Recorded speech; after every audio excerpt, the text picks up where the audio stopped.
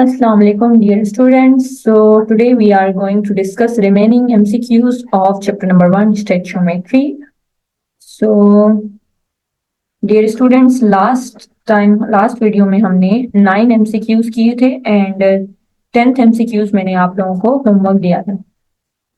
So hydrogen gas react with oxygen gas in vessel as 2 moles of hydrogen gas plus 1 mole of oxygen reacted together and formation of 2 moles of water occur.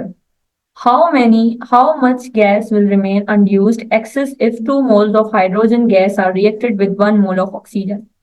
कह रहे हैं कि अगर hydrogen gas oxygen gas के साथ react करती है जैसा कि यहाँ ऊपर दिखाया गया है तो कितनी गैस जो है वो अनयूज रहेगी मतलब बचेगी जब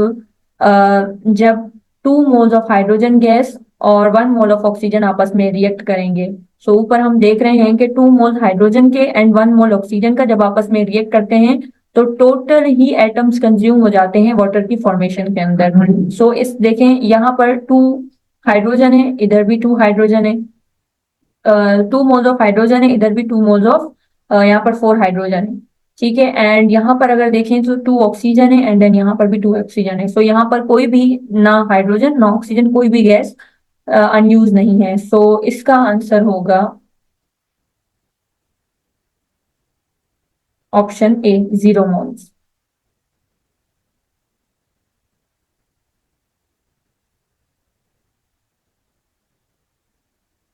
So dear students, we have another MCQs. Mass of carbon dioxide gas will be when 1 mole of carbon monoxide gas is burning in 2 moles of oxygen as जैसे इन्होंने इक्वेशन दी हुई है. सो आंसर बताना है इसके अंदर. सबसे पहले हमने क्या करना है, इनकी इक्वेशन लिखनी है. So we have on one side, on reactant side, carbon monoxide plus 1 mole of oxygen molecule plus 2 moles of carbon dioxide formation occur. So अगर देखा जाए so 1 mole of 2 moles of carbon monoxide is equal to 56 gram and 2 moles of carbon dioxide is equal to 88 grams.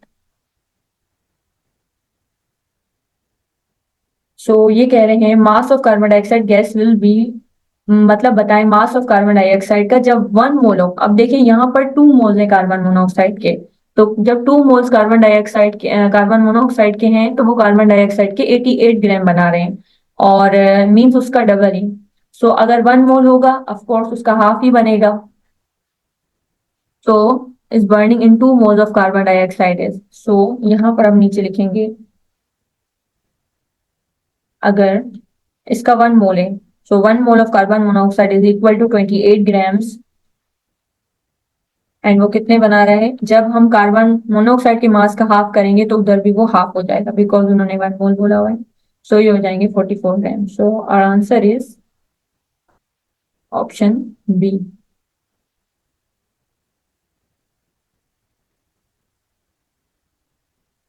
Now we have another MCQ. 17 grams 1 mole of ammonia gas at STP contain equal to 1 मोल. हमें पता है कि ammonia का जो total mass है वो है 17 ग्राम.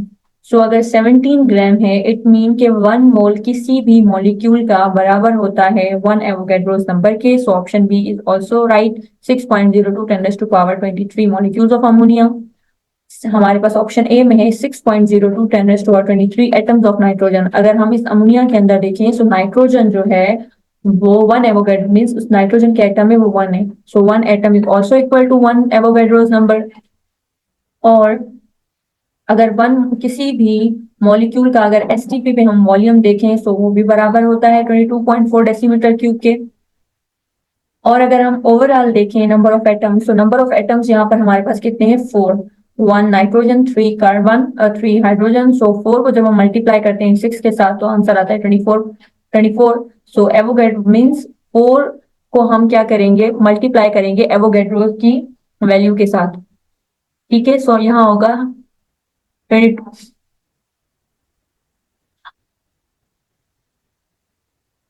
तो अगर देखा जाए यहाँ पर अमोनिया है, अमोनिया के अंदर 4 एटम्स हैं, 1 नाइट्रोजन एंड 3 कार्बन, 3 हाइड्रोजन है।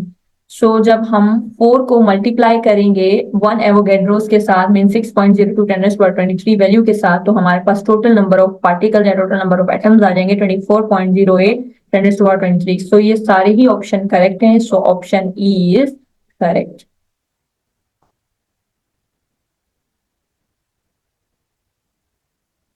Now we have another MCQ. The efficiency of the chemical reaction can be checked by calculating, means किसी कोई भी केमिकल रिएक्शन कितना एफिशिएंट है, कितना जो है वो सही अच्छे से परफॉर्म हुआ है, सो उसको हम किस पैरामीटर से मेजर कर सकते हैं? Amount of limiting reactant, amount of product form, amount of reactant in excess और amount of reactant unused. So of course किसी भी रिएक्शन की एफिशिएंसी को पता करने के लिए हमने सिर्फ ये देखना होता है कि उसके अंदर नंबर ऑफ प्रोडक्ट कितने बने या अमाउंट ऑफ प्रोडक्ट कितनी बनी है। So option C is correct, amount of the product formed. So we have another MCQs number 14. What is the ratio of volume of 44 gram of carbon dioxide gas and 60 gram of methane gas at STP? So हम सबसे पहले ये वाली equation हम लिखते हैं। हमारे पास है CH4 प्लस ऑक्सीजन, ये कंबशन रिएक्शन है। कंबशन रिएक्शन मीन जब भी कोई हाइड्रोकार्बन ऑक्सीजन की मौजूदगी में बर्न होगा तो वो हमें कार्बन डाइऑक्साइड एंड प्लस में हमें देगा वाटर एंड हीट देगा। तो अगर हम यहाँ देखें, सो यहाँ पर सबसे पहले बैलेंस करते हैं, 1 carbon 2 oxygen 2, okay. So here are 3 oxygen. So हम यहाँ पर क्या दे देंगे? 2 दे देंगे इस इक्वेशन को बैलेंस करने के लिए।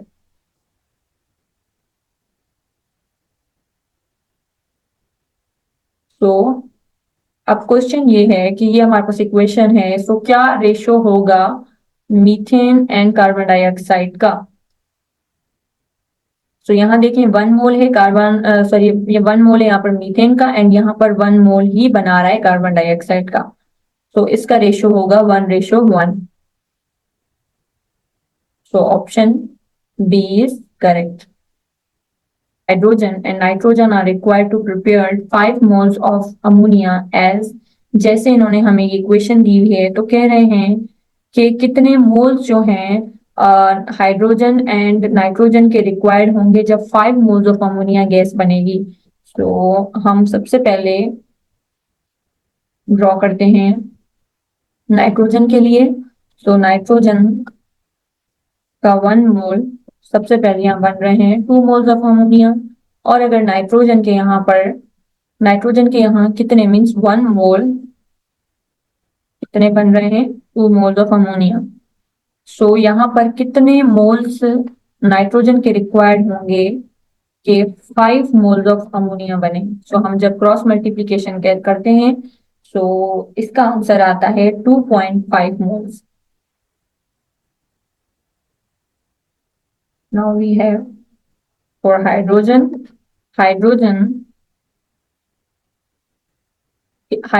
जो है यहाँ पर कितने हाइड्रोजन है? 3 हाइड्रोजन के मोल है, और यहाँ पर कितने अमोनिया बना रहे हैं ये भी हमने देखना है। सो यहाँ पर इनिशियली 3 हाइड्रोजन के मोल्स हैं, देन वो बना रहे हैं 2 मोल्स ऑफ अमोनिया। सो यहाँ पर x मोल होंगे एंड यहाँ पर हम लिखेंगे 5 मोल। जब हम इनका आंसर देखेंगे सो इनका आंसर आएगा 7.5 मोल्स। सो अगर देखा जाए तो अब हम अपना आंसर मैच करते हैं। 7.5 मोल्स ऑफ नाइट्रोजन के 7.5 नो, तो ये ऑप्शन वैसे ही रॉन्ग है। 5.2 of hydrogen and 7.5 of nitrogen, no wrong. 1.5 of hydrogen and 4.5 of nitrogen, no. 3.0 of hydrogen and 9.5 of nitrogen, wrong. 2.5 of nitrogen, 2.5 of nitrogen and 7.5 of hydrogen. So option E is correct. I have 16 MCQs.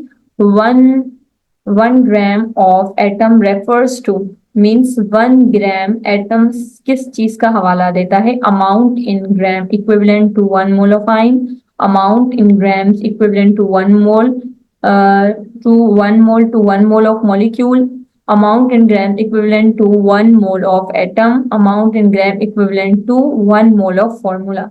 सो यहाँ पर हम 1 gram atom की बात की गई है, सो यहाँ पर हम एटम के ही ऑप्शन को करेक्ट करेंगे। ये वल होता है या ये बताता है हमें amount in gram equivalent to 1 mole of atom.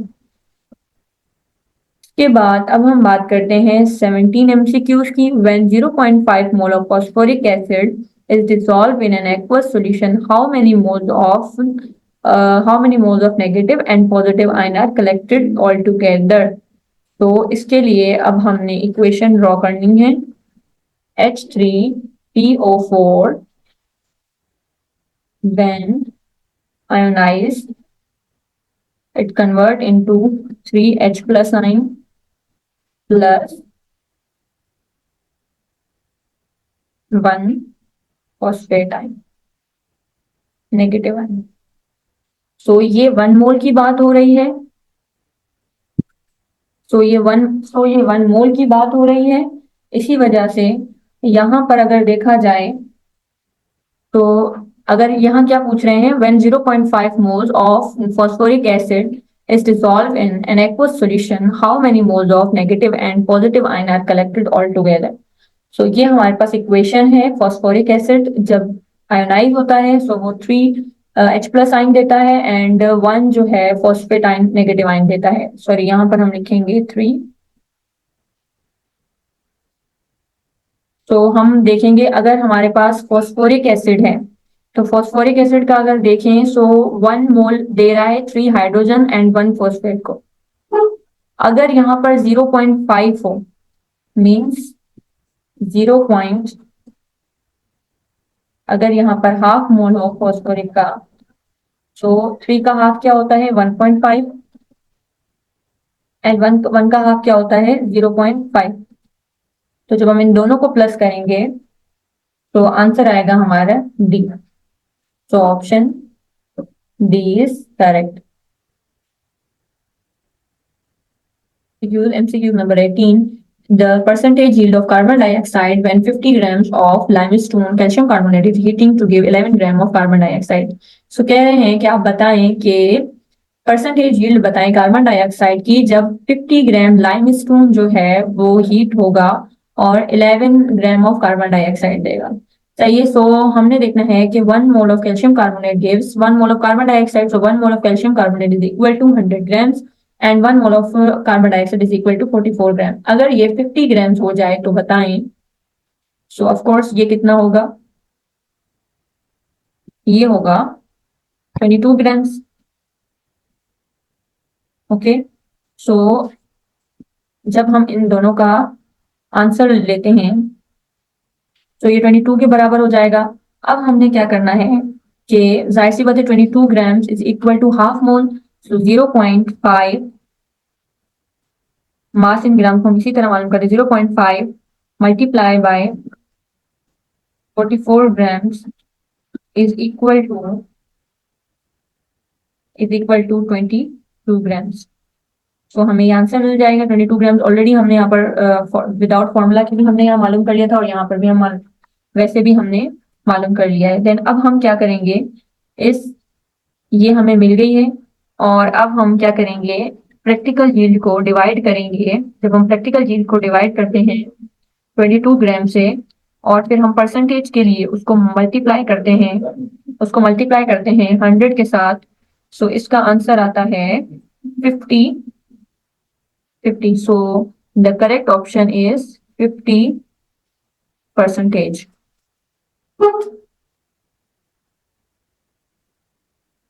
So now we have another MCQs related to significance figure.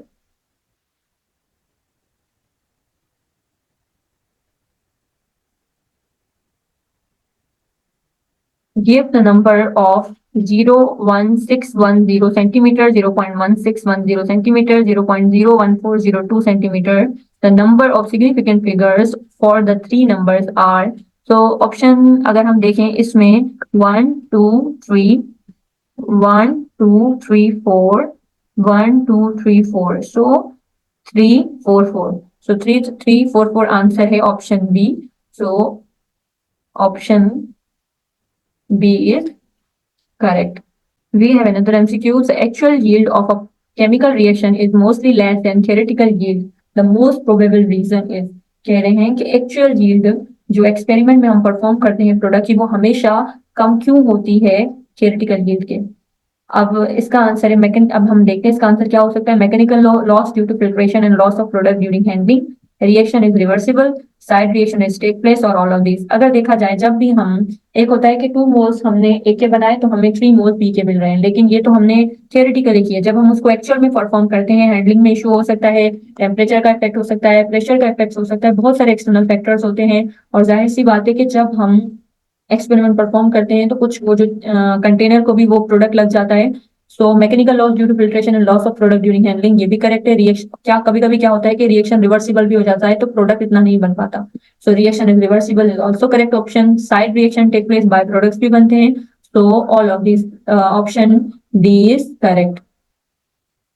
So, which of the following statement is correct? Half moles of hydrogen contains 6.02 10 raised to power 23 atoms of hydrogen. This is also correct because अगर हम एक hydrogen जो होता है atom होता है वो बराबर होता है 1 एवोगैड्रोस नंबर के।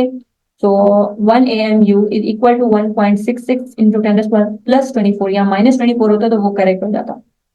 And this is wrong, this is right. So 1 mole of carbon dioxide has equal number of protons, electrons and neutrons.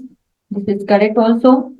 10 grams of calcium has largest atom than 10 gram of sodium. Wrong. This option is wrong because जब हम 10 को 40 से divide करते हैं and जब हम 10 को 23 से डिवाइड करते हैं तो ये नंबर ऑफ मोल्स इसके कम आते हैं एज कंपेयर टू सोडियम के। तो यहाँ पर लिख रहे हैं ऑप्शन 5 है 2 grams of hydrogen and 2 grams of helium have same number of moles. No because यहाँ पर हम 2 को 2 से डिवाइड करेंगे तो इसका आंसर आएगा 1 मोल एंड अगर हम इसको 2 को 4 से डिवाइड करेंगे तो इसका भी आंसर 1 मोल नहीं आएगा। इस वजह से ये ऑप्शन रॉन्ग है। So option 2, option 5, option 4 are wrong. So option 1 and 3 are correct. So option D is right, 1 and 3। Now we have another MCQs. MCQs number 22, gram atom, gram molecules, gram ions and gram formula collectively are called. So Avogadro's number तो बिल्कुल भी नहीं हो सकता क्योंकि Avogadro's में number of particles के बारे में बात होती है। फॉर्मूला यूनिट भी नहीं हो सकता। फॉर्मूला यूनिट का मतलब होता है कि आइंस। और यहाँ पर अगर देखा जाए मोलर मास भी नहीं हो सकता है क्योंकि मोलर मास खुद एक एटॉमिक मास या मोलिकुलर मास होता है। यहाँ पर जो बात करें वो है मोल की। मोल होता है कि जब भी हम किसी भी एटम के मास को, मॉलिक्यूल के मास को, आयन के मास को या कंपाउंड के मास को जब हम 1 ग्राम के अंदर डिनोट करते हैं तो हम उसको 1 मोल के बराबर कंसीडर करते हैं। So option B is correct.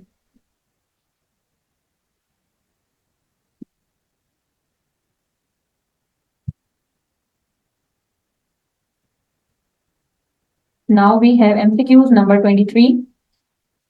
Which of the following sample of substance contains same number of atom as that of 20 grams of calcium? कि बताएं इन सब में से जो ऑप्शन में दिए गए हैं बताएं कि इन कैल्शियम के 20 ग्राम्स और इन सब में किसके नंबर ऑफ जो एटम्स है वो इक्वल है। सो अगर देखा जाए so 20 gram means half mole of calcium atom. So यहाँ पर हमें सल्फर की अगर मैं बात करूँ तो सल्फर का फुल 1 मोल बराबर होता है 32 ग्राम के और हाफ मोल होता है 16 ग्राम। तो ऑप्शन ए इज करेक्ट, हमें किसी और ऑप्शन को देखने की जरूरत ही नहीं है। बाकी सब में इसके 1 मोल है, इसके 1 मोल है एंड ये गिवन है जस्ट। अच्छा, उसके बाद हम बात करते हैं MCQs number. Now we have another MCQ number 24. Generally actual yield of product is, जो actual yield होती है जिसको हम प्रैक्टिकल yield भी कहते हैं, मीन्स जो एक्सपेरिमेंट के ड्यूरिंग परफॉर्म करें और उसके साथ हमें उसके प्रोडक्ट मिले, किसके बराबर होता है। Option is greater than theoretical yield, smaller than theoretical yield, equal to theoretical yield और नन। सो इसका आंसर है smaller than theoretical yield। Of course actual yield always smaller than theoretical yield. So we have last MCQs. MCQs number 25. Number 25. Maximum number of molecules present in following sample of gas. So जैसा कि हमें पता है the formula of molecule is moles into Avogadro's number. So moles का formula होता है given mass upon molar mass. So हम इस 100 को डिवाइड कर देंगे इसके मास से तो ये होता है 16 और इसके हम कर देंगे तो ये बराबर हो जाएगा 17 के एंड इसको हम करेंगे ये हो जाएगा 2 और इसको जब हम करेंगे तो ये हो जाएगा 71। इनके मोलर मास है और जब हम इसको करेंगे तो इसका होता है 28 तो जो सबसे बड़ा जो नंबर आता है वो हमारे पास होता है 301। तो फिर जब हम 301 को मल्टीप्लाई करेंगे ऑफ कोर्स एवोगैड्रोस नंबर से, तो उस नंबर ऑफ एटम्स ज्यादा होंगे हाइड्रोजन के। So option C is correct. तो डियर स्टूडेंट्स, आज की एमसीक्यूज प्रैक्टिस यहाँ पर ही खत्म होती है। आई होप आप लोगों को सारे कॉन्सेप्ट एंड सारे फॉर्मूलाज एमसीक्यू समझ आए होंगे। सो इंशाल्लाह नेक्स्ट हमारी एमसीक्यूज हम वीडियो होगी एटॉमिक स्ट्रक्चर पे। सो तब तक के लिए अल्लाह हाफिज।